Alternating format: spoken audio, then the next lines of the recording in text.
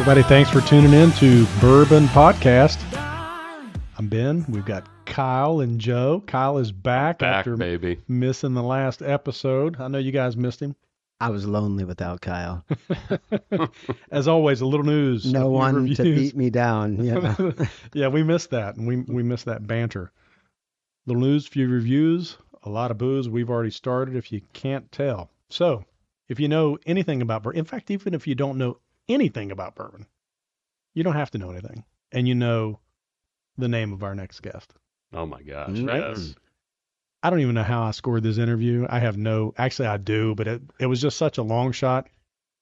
Julian Van Winkle is joining us.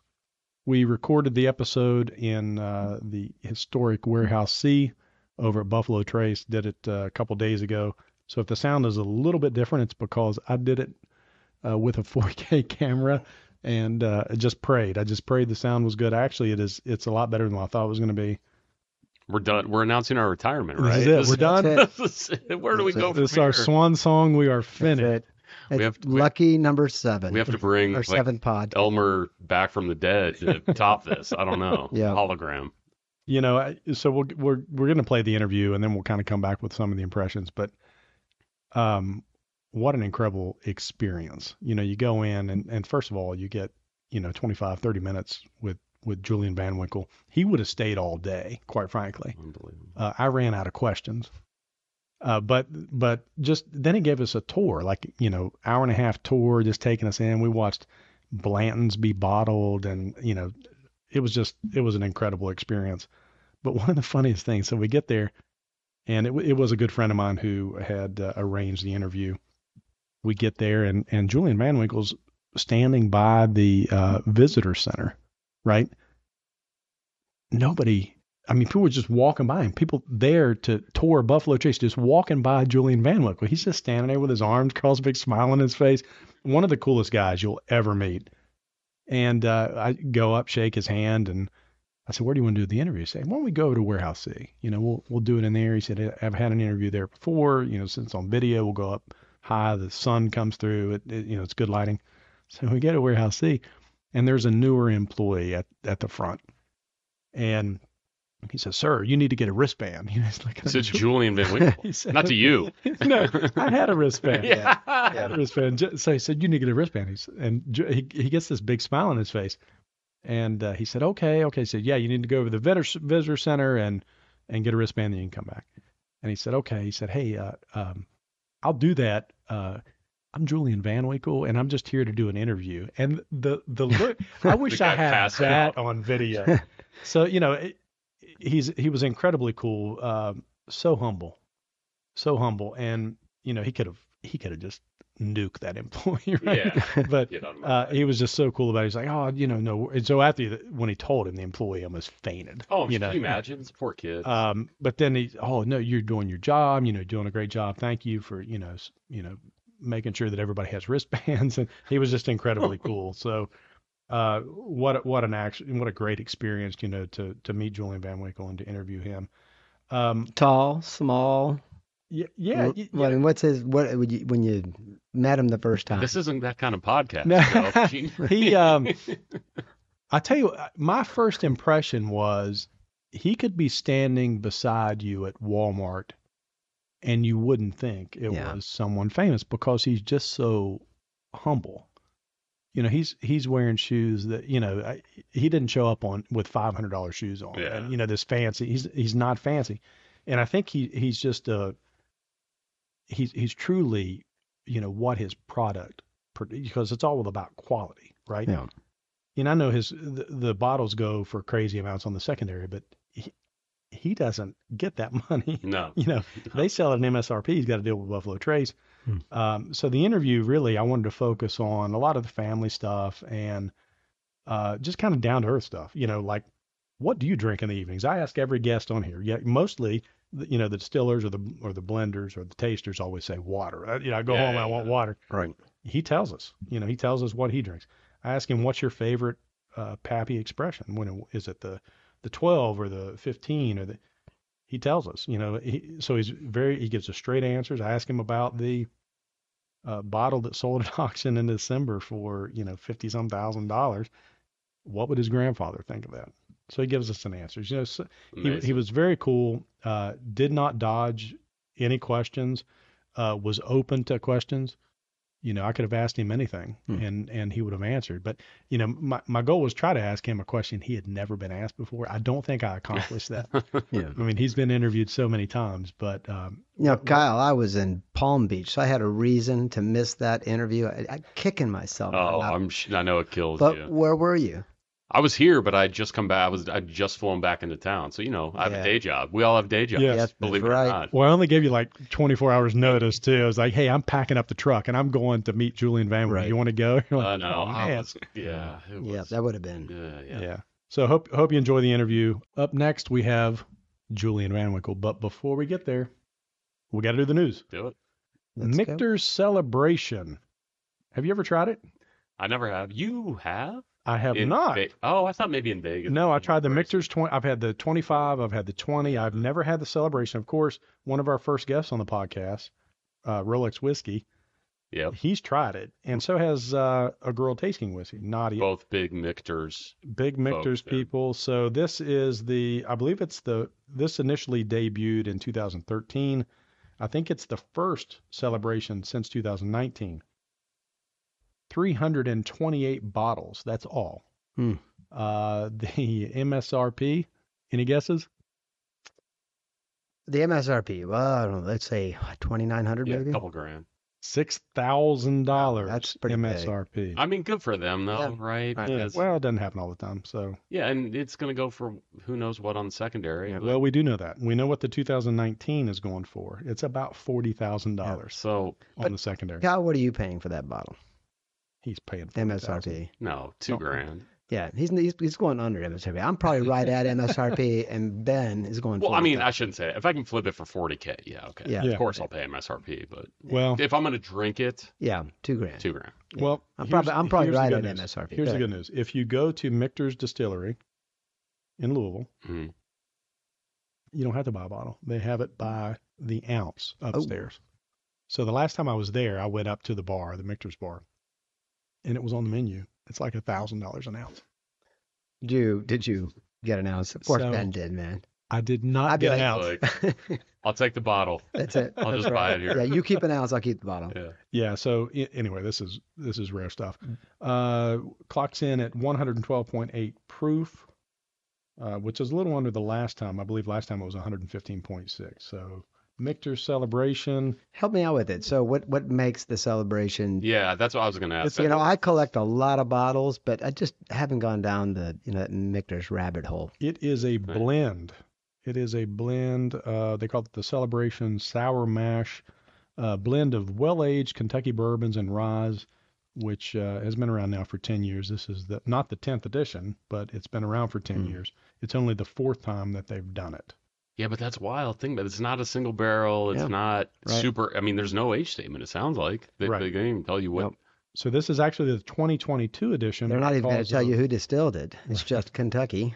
Interesting. And a rye. They had some supply issues over at Michter's, and so when you went to Fort Nelson Distillery, you couldn't bottle your own bourbon for a while. Usually they have that experience. You go and you take the tour, you can bottle your own. I did it back in December of 21, I think. But they had supply chain issues, so they couldn't do that. Didn't have a bottle, so they had to delay the release to. It's going to come out in February of 2023. If anybody needs a sample, I'm sure Joe will have at least one bottle, probably two.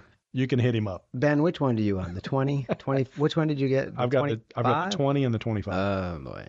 Yeah. We're going to Ben's. Unopened. We're going to open the 25. They're both unopened, right? Both are unopened. Yeah.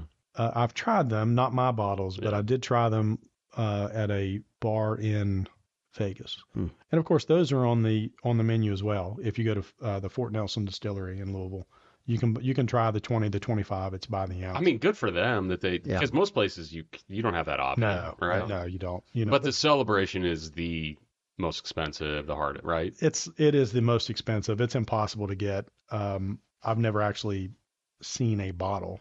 Yeah. But I've seen pictures. I've seen I've seen a picture of a bottle. Picture, yeah. What else we got in the news? Heaven Hill announced The first Elijah Craig barrel proof of 2023, 12 years. Non-chilled filtered uncut bourbon clocking in at 125.6. MSRP of $69.99. Joe, you already have a bottle, don't you? No, I don't think it's been released yet. If it certainly hasn't hit the shelves. I haven't seen it anywhere. How's it? What's it? A123? This one is A123. Yeah. So January 23, right? Yeah. But it's I would say about four years ago you would see a precipitous drop off in the proofs, right? Before then everything was over 130. Yep. And then it just everything's kind of hovered including in the 120s. Hazmat at one point, right? 140. The old bottle, yeah. 140.2. That was the C914. Yeah. So is the 914? Does that mean September 2014? Yes. Correct. And it's been going probably, I think, since like maybe a 10 or it's probably about 2010. I'm guessing that they started that. But I actually cut my teeth on Elijah Craig Barrel Proof, and I have every release. I think there are 28 releases or something like that. Yeah, there's 3 per year. Yeah. Okay. I mean, so 27. So it's my 20. I've got them all, every single one. But it's only because, originally I had bought somebody's collection, and I had some, and they were the old bottles of Elijah Craig. And then I had just a whole bunch of these old bottles, and it was early on, probably around batch number 7.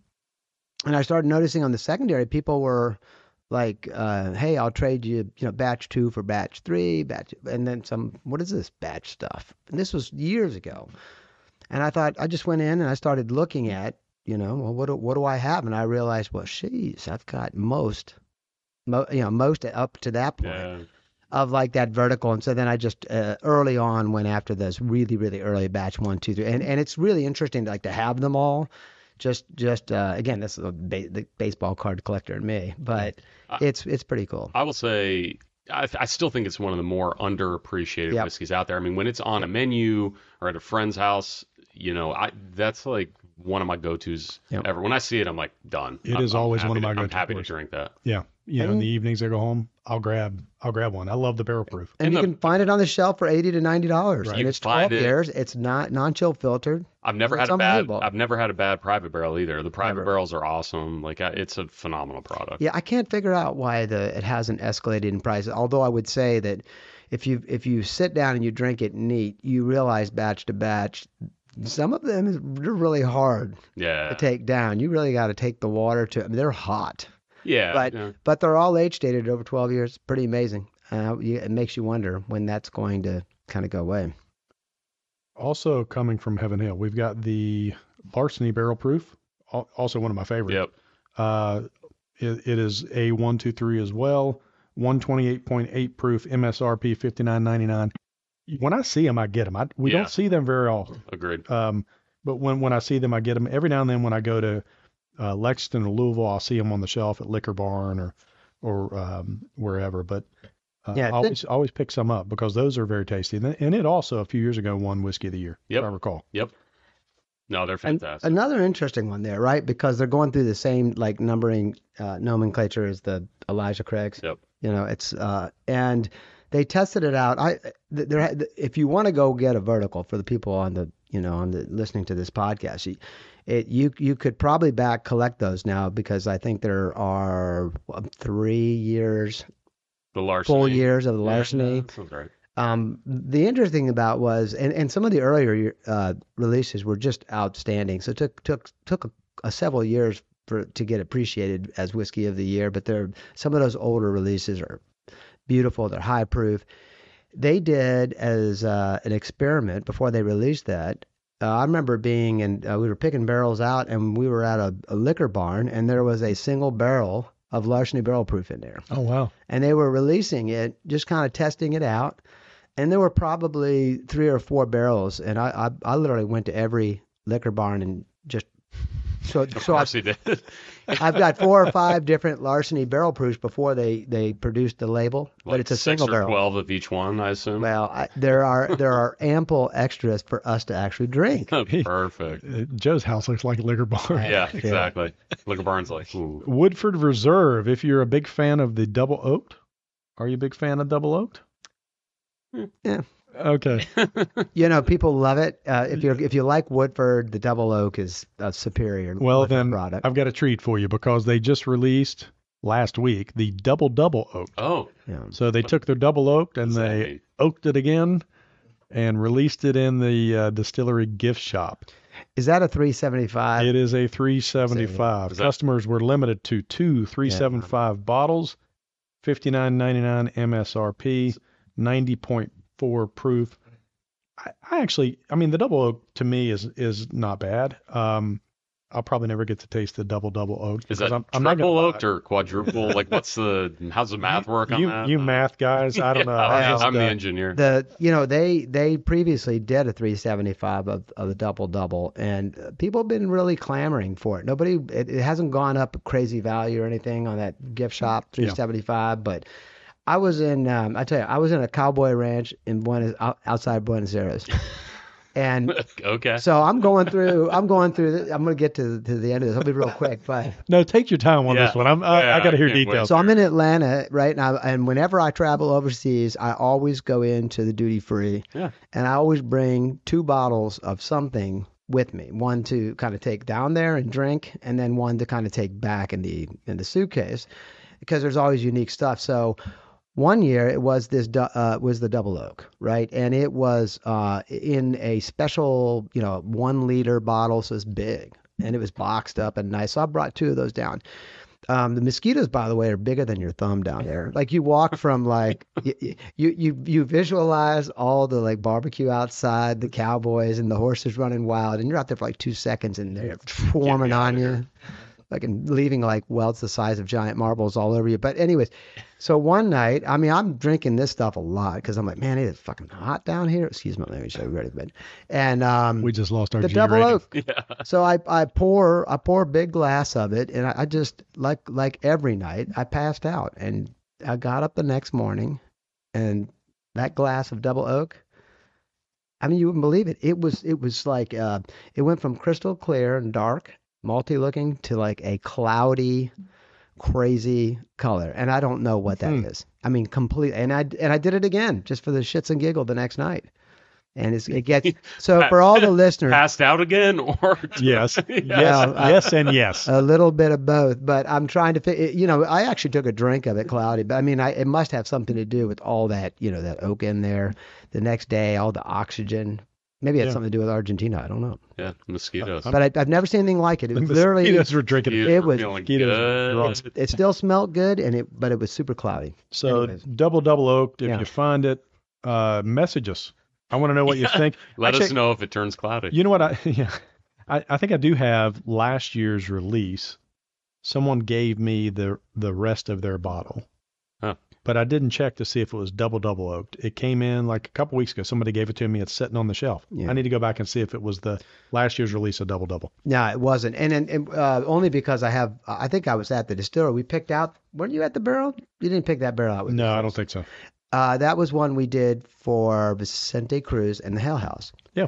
We did Woodford, and they in the gift shop that year. They had I've got a bunch of them. If I knew you were going to do this kind of news, I would have brought them all tonight. Would have drank them. I like to surprise you. But anyways, those 375s. No, it was some other really quirky recipe, but it wasn't a double. I mean, I think everybody wants the double. All right, hang on. I'm actually pouring right now. Hang on. Sorry if you're listening and the interview gets better as we. All right, so. Up next, Julian Van Winkle. Thank you so much for coming on to Bourbon Podcast, and thank you for all your help with the Blue Line Canine charity event. Sure, glad to help out. 20 years ago, if you could have predicted the bourbon boom, what would you have done differently? Probably something that would have screwed it up. I don't know. It's it all happened very naturally and organically as far as I can tell. It was just, I don't, obviously, as successful as our brand is and as well as it sells, I don't think I would have changed anything because it seems to have been okay, but I had a lot of help in figuring that out and from other people in the business and, just a lot of luck and a lot of good help along the way, people advising me to put it in a certain package and come out with the 23-year-old at a certain time, and when no one else was selling whiskey that old. So I would have made more, had more made or bought more barrels, but the funds over 20 years ago were not there, so I was kind of stuck with what I was dealt with as far as being able to buy the amount of barrels that it could get me by. But having more whiskey, but that's a little greedy. So I'll just say it came out just fine. You still have any of those old bottles from the very first time when it started? Well, our family has two different histories as far as the brands we've had. Obviously, my father and grandfather had Stitzel-Weller Distillery. Pappy started that in 1935, and Dad sold it in 1972. So there's those old Fitzgerald bottles of Weller and Rebel Yell and Cabin Still. And then when Dad started the Old Rip Van Winkle label after 1972, when he sold the distillery, there was the old Rip bottles and all the decanters we had, and then I did a lot of special bottlings for restaurants and liquor stores around the country, just anything to kind of promote the brand. So, I've got a few of those sitting around for sure. Luckily, I kept a few of them. I wish I'd kept a few more of the others, because some of the rye bottlings we did private label, there were just a few of those, and I'd really like to have had some of those because they were just excellent. But it's people, they're still out there. Of course, they're thousands of dollars now if you want to buy them on the secondary market or the antique market, so to speak. So they're pretty special, but those are fun to pop up and see. Well, in the book Pappy Land, there's a funny story about I guess you were staying up late buying some of those old bottles, the old bottles of Fitz online and at auctions until your wife put a stop to it. Right. It was, I kind of did it on the sly. And they weren't, back then they weren't too expensive. They still weren't ridiculous. But, back in the mid 90s, early 90s, spending $400 on a bottle of very, very old Fitzgerald that my father and grandfather made was ridiculous. I mean, that's a lot of money, but it was something that I knew there's not much left on Earth. I thought there wasn't, but they keep popping up. They're out there. But it was a rare thing, and I thought, well, I just start a little collection. But at some point, we decided to put our money into surviving, raising 4 children rather than spending on whiskey bottles. What is one of the oldest bottles that you have that your grandfather made? Well, I've got some whiskey that was one of the first to sample from the distillery when they started in the 30s, late 30s. So it's just a sample of the White Dog before they put it in the barrel. So I've got a little bit of that bottle. And a lot of them are stored downtown here in Louisville, or in Louisville at the Fraser Museum at the Pappy Van Winkle exhibit down there. And there's a couple that were, my dad, the whiskey was made when I was born, the year I was born, and bottled when I was 21. So that's a pretty special bottle. And that's probably one of the oldest I've got, which would be made in 49, bottled in 69. So it's pretty cool. It's one of a kind. Is that something you'll pop one day, or are you going to pass that down? I don't know. I've got a lot of old bottles. Everybody has a tough decision about what do you do with all these old bottlings. I say enjoy it with your friends. That's why we make it. We don't make it to put in a shelf or in a closet or in your bar and just look at it. So, but it's a tough call. It really is. Yeah. That bottle, I can't see by opening it with it'll remain intact, I'm sure. It's up to my kids someday to see or their kids someday to see what they want to do with it, but it's just cool to have it around. Of the Pappy and Old Rip offerings now, the 10, the 12, the Family Reserve, 15, 20, 23, which do you prefer? Which is the one you really gravitate to? It probably tends to be the 15-year-old. The 12 is great, but the 15 is obviously right in between, the 10 and the 20-year-old. The 10 has got a lot of wood, a lot of flavor to it, but 20 a little bit over the top. Some people think more of an after dinner sipping whiskey because it is, it's a lot of oak, 20 years worth. But the 15 right in the middle, it's just right. It's just it's got plenty of flavor, and the wood's not starting to take over the flavor profile. So it's really probably my favorite. If you could share a drink with anyone, either living or someone who's passed, who would it be?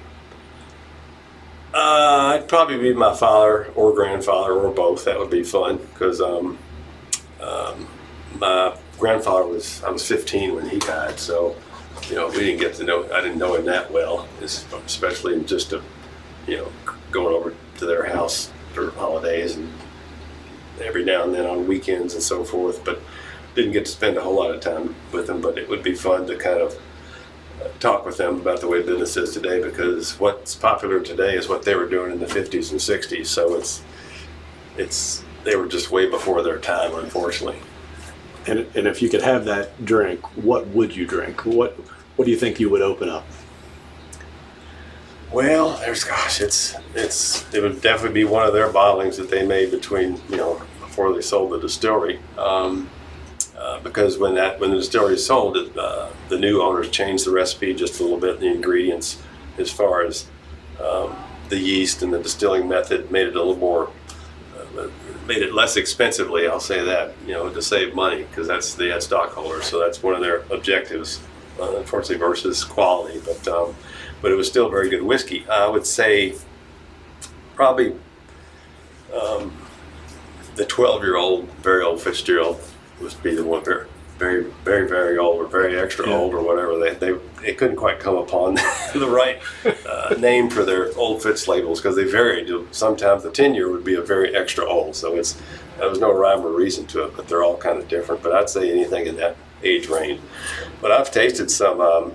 My son and I were in Chicago years ago, and we did some bottling for the Berghoff restaurant up there. As Stitzelweller did back in the day, and I continued to a little bit in the 90s with Stitzelweller whiskey. I had bought about a barrel from the new owners, and they had a 5-year-old Berghoff bottling that was some of the best whiskey I've ever had. It was just 5 years old, so it's the wheated recipe tended to be a little better at younger ages, which is why I think my grandfather stuck with it, that wheated recipe versus a rye bourbon. But that young Berghoff whiskey at even 5 years old was fantastic, and nothing like it today at that age. It doesn't taste anything close to that, so that was pretty special. Do you think it's even possible to replicate the process and the taste and the quality of the Stitzelweller? No, because they had their own wells, as most distilleries did, and they ended up getting polluted by industry in the area in South Louisville where the distillery was. The yeast was their own yeast strain, and they propagated their own yeast and had the Donna jugs in the refrigerator and create their own yeast every day to put in the fermenters, whether now it's all dry yeast, which is the same yeast strain, but it's just a different flavor profile. And the grain is a roller mill versus a hammer mill, so that produces a different mash. So your end product tastes a little differently. Distillation equipment was different. Proof off the still was different. The entry proof into the barrel was different. All lower and very expensive way to do it, but it produced a really good product. So I think because of the water and the yeast and the expensive way they made the whiskey, it'd be really hard to. Well, you can't duplicate the equipment. That's the main thing. So it's you can make something the same shape, but it's going to have different amount of copper and steel in it and so forth, which has a lot to do with the flavor of the whiskey. So I don't think it's possible to duplicate it. So we just have to let that go. It's hard, but we get as close to it as we can. Yeah. So last month, a 2008 bottle of Pappy 23 sold for $52,500 at auction at Sotheby's. Mm-hmm. What do you think your grandfather would say if he heard that? He would definitely say it probably wouldn't be a great comment as far as why someone would spend that much on a bottle of whiskey.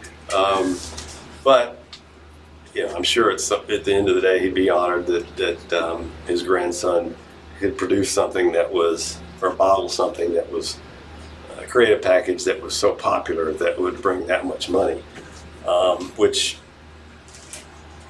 brings to another point. People have too much money today, and a lot of money. Some people don't have any money, but the people that do have a lot of money are willing to spend that much money on it, on a bottle of whiskey. And the guy actually that was at the auction for Sotheby's is in Louisville today. So we're going to meet up. And I called him to see who bought it. And he said there were two guys going at it. And I think one of them was just trying to bid the other guy up because the other guy was not going to stop. He was going to get it with it was $100,000. I think he was going to spend that much money. So I think he was just kind of egging him on. And they were not from the U.S. They were offshore bidders and owners and whiskey collectors. So I'm interested to find out if he knows any more about these people that bought that bottle. But it was a crazy number, and I don't think it could be top someday. I don't know, but it was nuts. Pappy would think they're damn crazy, I'd say, for sure. Looking back 3 or 4 decades ago when you were in Lawrenceburg, a lot of hard work. Did you ever imagine that a bottle of your bourbon would sell for that kind of money? No, I didn't even think about something like that back then. I just wanted to survive, but I was selling bottles of whiskey that retailed for $50 to $75, which was really high at that point. So the way things have gone now, as far as the price of whiskey and the collectors, it's just something you can't imagine. So I had no idea that would ever happen. Anything would sell for something like that. What point over the last 40 years was it that you realized this is going to work? Was it the call from Buffalo Trace? Was it before then? When did you finally think this is actually going to work out for me? It probably took when Buffalo Trace knocked on my door to say they wanted to do a joint venture with our brand, and us still having control over it. I felt a lot more comfortable because it was on their dime instead of my dime. And my dime consisted of paying off the bank for several years after we joined up because I wasn't making any money, but it was just still keeping the business going. So that was my main objective, was just survival. But and then that coincided with the popularity of the chefs talking about it, being on TV shows and movies, and John Grisham mentioning it in some of his novels. Then it shows up on another TV show, and they don't even ask us if they want, we'll give them permission to do it depending on the quality of the show. But sometimes it just showed up, and us not even knowing it was in a movie or a TV show. So it was pretty. I think that's the point where you go, I think we've got something good here, and we can kind of relax a little bit. I think we'll be all right. What do you think advice? A lot of our listeners are bourbon enthusiasts. They're not in the industry. Mm-hmm. They have other jobs and other businesses. What advice was passed down from your grandfather or father to you that you're going to pass down? Do you think transcends the industry that could be used for other businesses and other entrepreneurs? It's pretty much the sign is here at the distillery, Buffalo Trace. It's on the wall of the W.O. Weller Bottling Hall. It's about my grandfather's, which is on the gate at Stitzel Weller in Louisville, about his comments about we make fine bourbon and a profit if we can, a loss if we must, but always fine bourbon. So that's more focusing on the quality versus making money at it. And I think it's obvious that some brands, whether it be whiskeys or any product, you make them less expensively, it's going to satisfy your stockholders and people investing in your business. They'll be happy money-wise, but I think sometimes you lose quality, and that's what we're not going to do, because we're one of the few brands of whiskey here in America that have our name on the bottle. So it really means a lot to us to have the qualities remain as such and be really good versus making a ton of money at it. So it's that's our main focus. And the bottles that come out of Buffalo Trace, the 15, and you're at the 20-year mark, I assume. Yep. Are you now releasing 20-year that was distilled at Buffalo Trace? Yep, the last year was the first year. Yeah.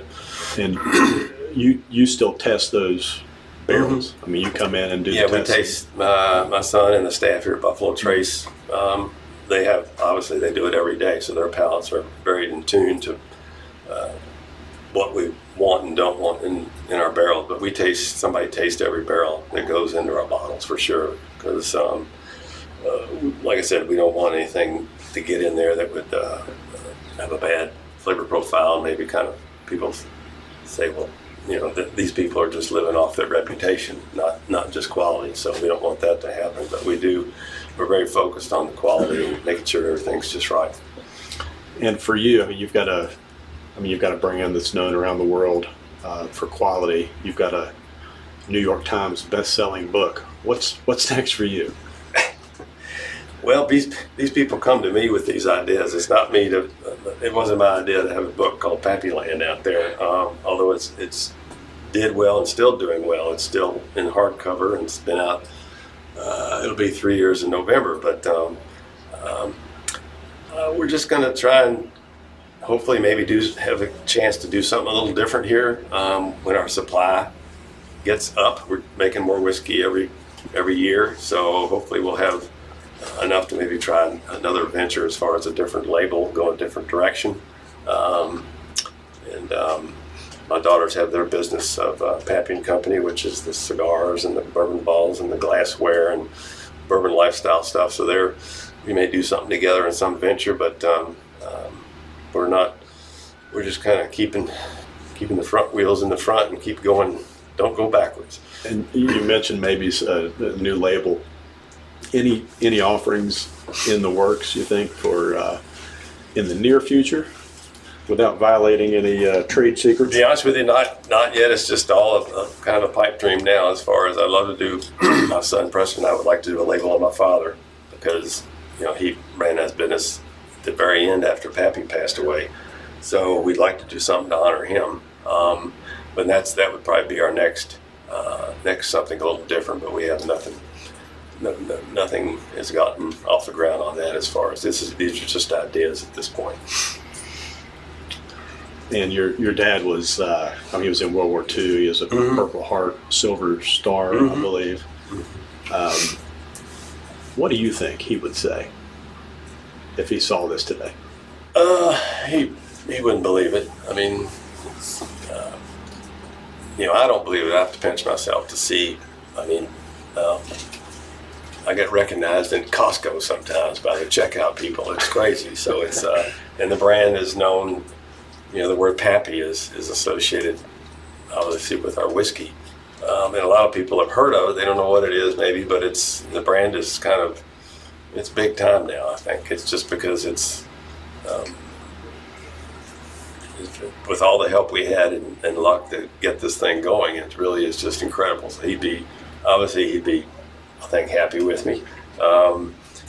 He would not believe that whiskey would sell on the secondary market for thousands of dollars like it does, but he'd also be pleased that it's raising all this money for charity too, which is the best thing about the secondary market, which is not my favorite thing, but it does really help all these charities around the country, around the world raise money, so that's a good thing. In the evenings when you go home and you're sitting there, what do you drink? What's your go-to pour?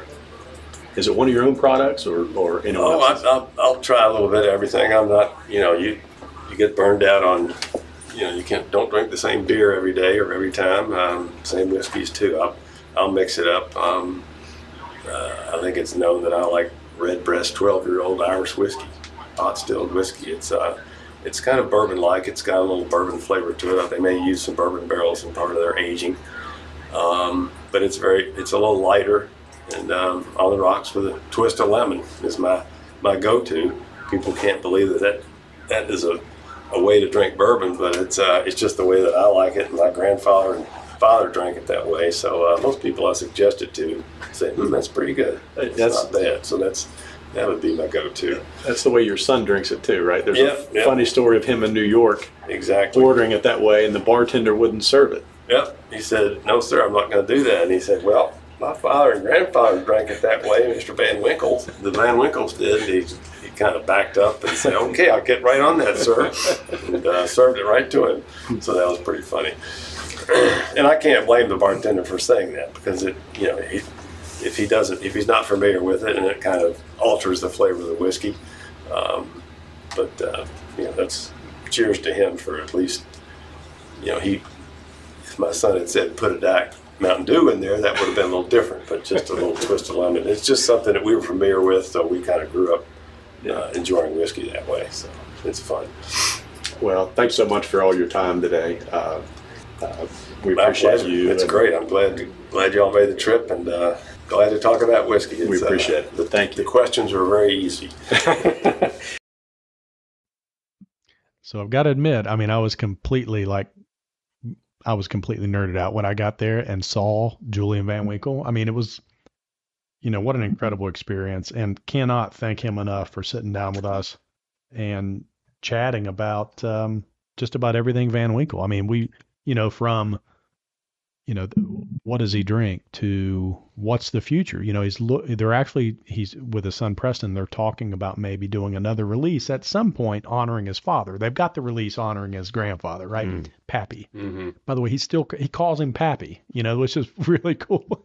And now they're talking about doing one for his father, which, man, I can't imagine what. Yeah, and that story is incredible because his father had to make really hard decisions, and it's and that's kind of what I wanted to get into. I mean, I wanted to see his reaction. You've got, as everybody knows, his grandfather. He started as a traveling salesman for W.L. Weller and Son, and then he opens his own distillery, Stitzel Weller, on Derby Day of 1935, runs that for 30 years until he dies at the age of 91. And then his father takes over, and the industry had changed. It was about Scotch. You've got, I think James Bond was out at that time, right? So people were going away from bourbon and focusing on other things. And then, it was just the market, and then also some family strife, which is detailed. I spent a lot of time kind of prepping for that interview. I knew it was going to happen. I didn't know when. And so I read as many books and as much online as I could possibly find. And the story's kind of fascinating, but really the story's about Julian Van Winkle and what he did. I mean, people look at it now and they say, oh, well, Pappy Van Winkle is a success. They forget the decades that he spent in Lawrenceburg trying to build this brand and trying to make people hell, he couldn't give his whiskey away. Well, and I mean, what resonated with me coming from family business background, it's a kind of painful story on where they were and where they went. And then he kind of brought them out of that to where it is today. But it's kind of a family business, but it's a Buffalo Trace kind of joint venture type situation. I mean, it's a very interesting, the thing that, I'm impressed with is how you described his humility, and he's super honest about, he's never tried to pretend it's anything other than what it is. And you compare that with so many of the brands, especially 6, 8, 10 years ago, who were trying to pretend that it was grandpa's recipe. And it's like, come on, guys. Well, a lot of, it's the hype, and the distilleries put out stories, and as long as they tell the story enough, it becomes true, right? But his story is authentic, and it is truly about quality to him. I do not think he cares. I mean, he's got to, trust me, he's paying the bills, right? But I don't think it was ever about money that motivated him. I don't think that was, and that was not my takeaway. My takeaway was, this is a guy that was looking not necessarily to promote his grandfather's legacy, but more to recover from, what was, I guess, deemed publicly as maybe a failure by his dad, not by his own fault, but then he made his own way. Yep. I mean, it's just such a remarkable story, not just about, the family, but the history. And, it was just an incredible interview. Looking back on it, I remember the drive back from Frankfurt.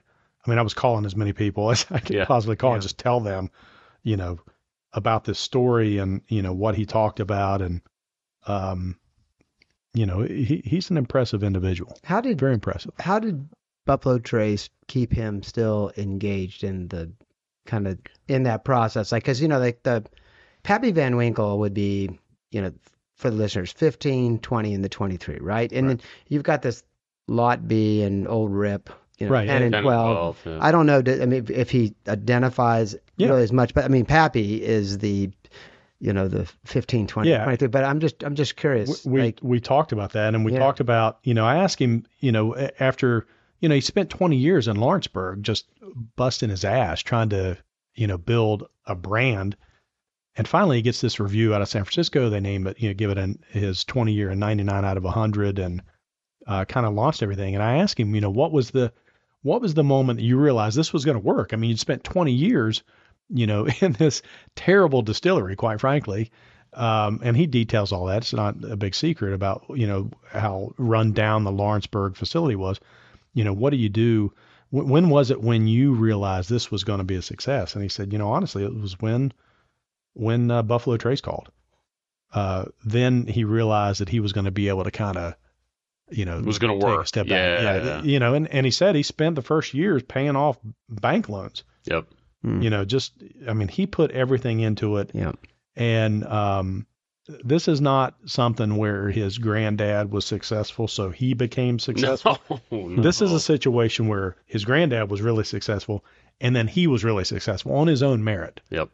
He's the one that really worked to make it happen, and it's just a great story. It's a great family story. Did you get into, because I have the kind of the old bottles of the OWA, the Special Reserve, and the 12. And the 12 I refuse to sell it because it has Stitzel-Weller Distillery rather than Buffalo Trace. Yep. Right.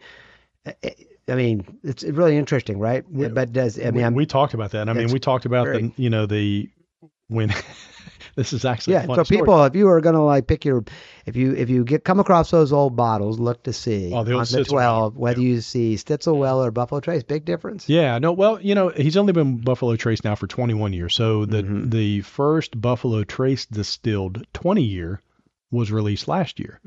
And kind of, if you go through the book Pappyland, and a lot of people, it's a New York Times bestseller, they talk about his very first tasting of the 15 year, where he goes to the distillery and he's going to see, is this like the old juice, because, the original Pappy was it was a little bit of everything. There's, Stitzel-Weller, which he bought, Right. I asked him how much he paid for the barrels, and, it was a few $100s a barrel of that old Stitzel-Weller juice. But it was almost like he was trying to reclaim his family history. So he was online. He was online buying those old bottles of Stitzel-Weller, the old, the very, very old, Fitzgerald. Fitzgerald's. And did you buy that, by the way? Did you win that unicorn? Because I have it, but not yet. I'm in negotiation. Okay. So, but he was online buying these bottles, not at what they run. They're $13,000 a bottle now, but back then he was online. He said, there's a scene where his wife Sissy comes down. She's like, she discovers he's buying warehouses full of this stuff, and he was doing it because a psychologist would have a field day with this, right? Yeah. It was almost like he was trying to reclaim the family legacy, one bottle auction at a time. And he filled up warehouses. And so he's got some of this really old juice from his grandfather. He's got his old, some of the first, the vintage Pappy Van Winkle that he did. And, some of the things that his dad did. He's got all that stuff. And, some of it is selling for just astronomical prices, $58,000 for a bottle. And so we talked about that. And I asked him, I was anxious to see what he said. If you could have a glass with anyone, living or dead, who would it be? And he said it would be his dad, and he'd love his grandfather to be there. That's great. Yeah. And I asked him what you would drink, and so it would be some of that old Stitzel-Weller juice, some of that old. He said 12-year Stitzel-Weller, very, very old. And it's funny because when his granddad was putting that out, he would go back and forth on the name. Sometimes it would be very old, very, very old. And, But if you see he the jokes about packaging, that. the packaging on those are it's like the gentleman's, bottle. But sometimes they call a 10-year like very, very old, and they'd call the 12-year very old. And then there's some others, there's some 15s and some, some really old stuff. But, I wanted to see what he would say to that. Anyone living or dead, he's been around. There's some stories in the books about the people that, would come to him. He's hanging out with Cal Ripken Jr. and, Wayne Gretzky and, the stars. And I wanted to see who it would be. And quite frankly, whether I kind of knew he would say either his dad or his granddad. Yeah. I wanted to see who it would Which be. one? Yeah. And he said it was his dad. And, I think his dad would be proud. Yeah. In the, the quality is undeniable. You can argue about the hype and the pricing on the secondary market or all but you can the way he has focused on quality through all the twists and turns, and now with Buffalo Trace, like, you can't deny that. And no one who ever has had Pappy says, like, I don't like this. Right. You can discuss, like, okay, is this the greatest whiskey ever? Is it worth what it sells for in a bar or on the secondary? But no one's ever said, oh, I'm disappointed in that. Whiskey is better with a good story. And I think first of all, the whiskey's phenomenal. Yeah, and it's phenomenal. I've had them all. I've had the 15, the 20, the 23.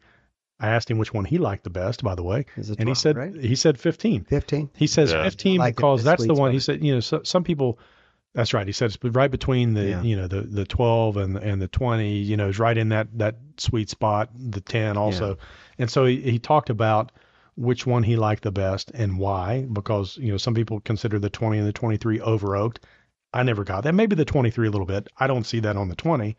But he talks about, what his family went through, and it's a success story. At what point, in Scotland, right?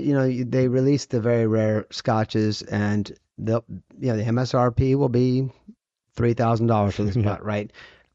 And they're holding out for their $109.99. I mean, at what point do they just kind of give up and realize that the only way to kind of restrict the demand is just go ahead, release the bottles at very high prices, but at least, because right now it's like mayhem out there. Well, I think what you're seeing, and it creates a black market. They're ramping up production of Buffalo Trace. Of course, they won't have any Pappy in those new warehouses anytime soon. But I asked him, what would you do differently if you had known 20 years ago there would be this bourbon boom?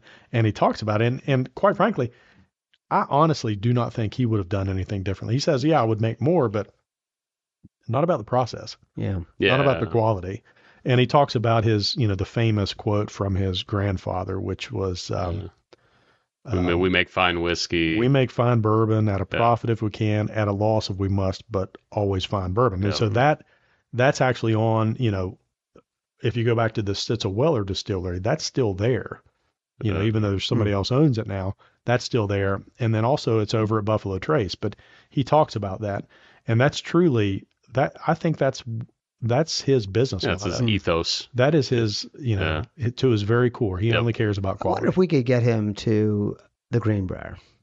We talked about that, not on camera, but we talked about I think going to the Greenbrier, and I think he has plans to go there.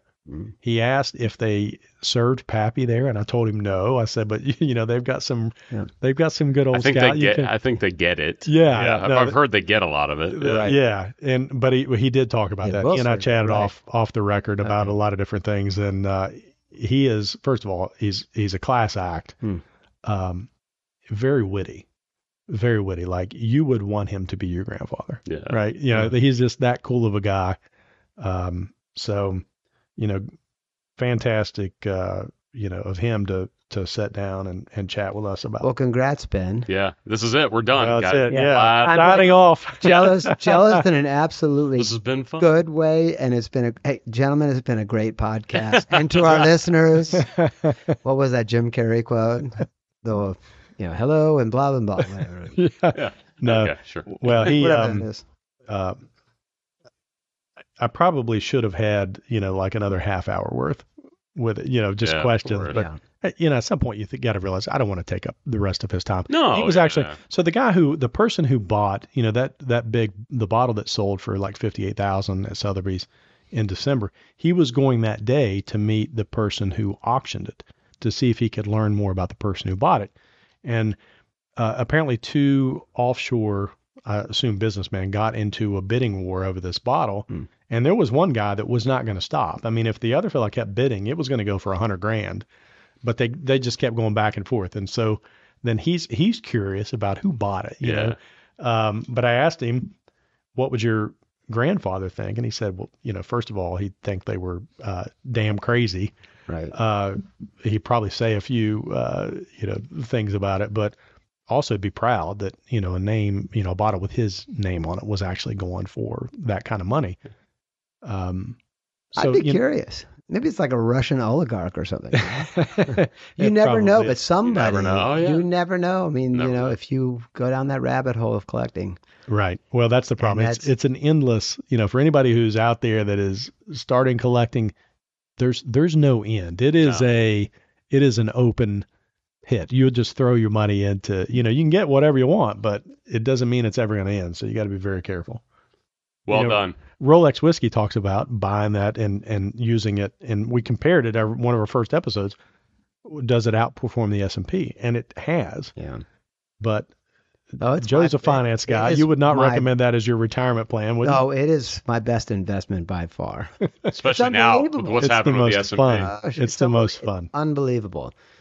It's like the one thing. I look at that, and it. There was a little bit, and even now, there's, you start to see a price is kind of slightly depressed, but then you see it pick right back up. Right. No, there's only a finite amount of that really good juice out there, and that's the issue.